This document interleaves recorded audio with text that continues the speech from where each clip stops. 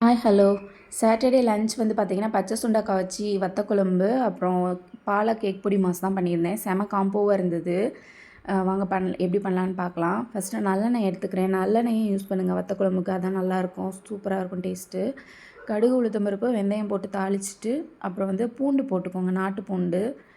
ஒரு 2 கட்டி இருக்கிற அளவு கூட போட்டுக்கலாம். போட்டுட்டு நல்லா கொஞ்சம் வதக்கிட்டு பச்சை சுண்டக்காய் வந்து நான் கீரி போட்டிருக்கேன். நீங்கள் நச்சு கூட சேர்த்துக்கலாம்.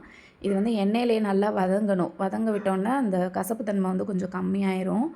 அப்புறம் வந்து சின்ன வெங்காயம் நான் முழுசாக போட்டிருக்கேன். அது வதங்கினதுக்கப்புறம் 2 தக்காளி பேஸ்ட்டாக அரைச்சி போட்டுக்கோங்க. அப்புறம் ஒரு 1/2 ஸ்பூன் மஞ்சள் தூள், ஒரு ஸ்பூன் வந்து சில்லி பவுடர், அப்புறம் 2 டேபிள் ஸ்பூன் வந்து குழம்பு பொடி, அது சேர்த்து நல்லா வதக்கிட்டு, ஒரு லெமன் சைஸ் புளி வந்து கரைச்சி வச்சுருக்கேன், அதை வந்து ஊற்றிக்கோங்க.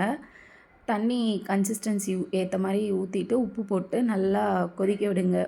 அது லாஸ்ட்டாக நல்லா எண்ணெய் பிரிஞ்சு வரும், அது வரைக்கும் நல்லா கொதிக்கட்டும். லாஸ்ட்டாக வந்து ஒரு ஸ்பூன் நான் நாட்டு சர்க்கரை சேர்த்துக்கிறேன். நீங்கள் வெல்லம் கூட சேர்த்துக்கலாம்.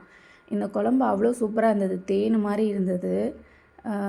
புளிப்பு, காரம், அந்த மைல்டான அந்த கசப்பு, அப்புறம் இனிப்பு எல்லாம் சேர்ந்து சூப்பராக இருந்தது. நீங்களும் ட்ரை பண்ணி பாருங்கள். இந்த வீடியோ பிடிச்சிருந்ததுன்னா லைக் பண்ணுங்கள்.